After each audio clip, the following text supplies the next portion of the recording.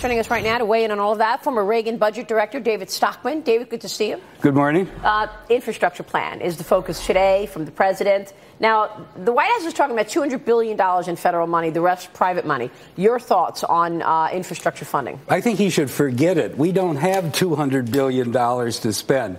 The government is actually flat out broke. We have gone through a fiscal irresponsibility orgy in the last 90 days like I've never seen before.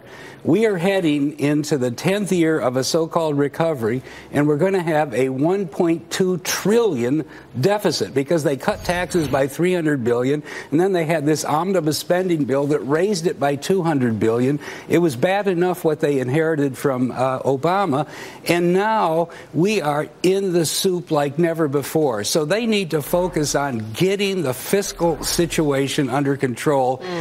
Infrastructure will take care of itself. 90% of infrastructure is state and local. 90% of infrastructure can be funded with user fees. We don't need to be, hitting the federal budget, which is bleeding red ink, at a time when the Fed is now going to stop printing money and actually going to be selling bonds. This is the worst time for him to be thinking about this. Now, he's sleepwalking. He needs to wake up. What do you say, Steve? Well, the $200 billion is not going to be in 1 year. That's going to be, the way Congress works, going to be over several years by the time these things get off the table. But in terms of infrastructure, one point to make, you talked about state and local level. Are they up to it? Are they willing to put the fees in? And by the way, just for the record, you don't have an infrastructure problem when the private sector is involved. FedEx, UPS, no shortage of delivery trucks, railroads best in the world after deregulation in 1980. So where the government is involved, you always have a maintenance problem. I agree with that. That's why they should forget this. Let the private sector take care of it, or recognize that sewer and water is local. Streets and highways are local. Buses and subways are local. If the local people are unwilling to put it in the fare box or tax themselves, that's their choice. Let them live with the consequences. When we take it to Washington, it becomes one giant pork barrel. We're already spending more on highways than ever before. We have $45 billion gas tax. Less than $20 billion of it goes to the interstate. The rest of it is for bicycles. When did that start? Because when the trust fund was originally created, it was supposed to be just for the interstate highway system, period. Steve, where did it all go? You were there for a while. But it goes for things like bike paths, right? I mean, it goes for this money that you said isn't spent on the highway system. It's spent on things that are related to transportation because, in fact, because the gas tax at the federal level hasn't gone up in more than 20 years, the Highway Trust Fund borrows from general revenue, so you have people who pay income tax but don't drive that much actually funding the repair of roads in this country. That's unfair. I agree with that 100%, and that's the problem with putting it on Capitol Hill in Congress. It's a log rolling situation. So the beautification people get money, the bicycle people get money, the mass transit people get money.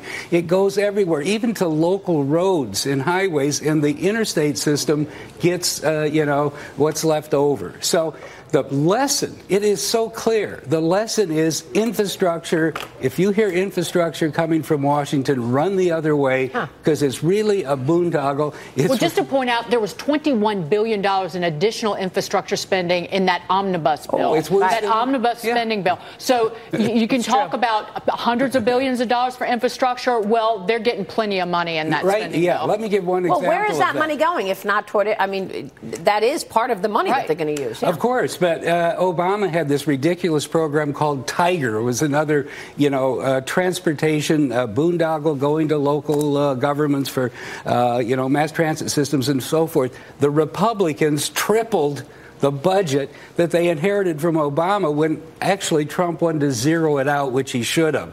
If you look at this bill, it is the worst thing I've seen in my life. Trump tried to cut the domestic appropriations by $50 billion. These hypocrites and cowards in the Republican Party on Capitol Hill raised it by $63 billion. In other words, by the time the bill came down to Trump, it was $100 billion higher for domestic spending that he wanted, and he had to sign it so he could get his $80 billion for defense that he didn't need. What about the border wall? I mean, that's another priority of the president, and the president tweeted out photos of construction work along the U.S.-Mexico border yesterday. 380 sheriffs, meanwhile, David, in 40 states are calling on on Congress to fund this wall. It's coming a day after the president floated the idea of using part of the Pentagon budget to pay for the wall. That $1.3 trillion spending bill signed last week included, $1.6 billion in border wall spending. But much of that money can only be used to repair existing stretches of the wall, not install a new one. Well, I think the wall is the dumbest waste of money I've heard in my entire career, and I started in 1970.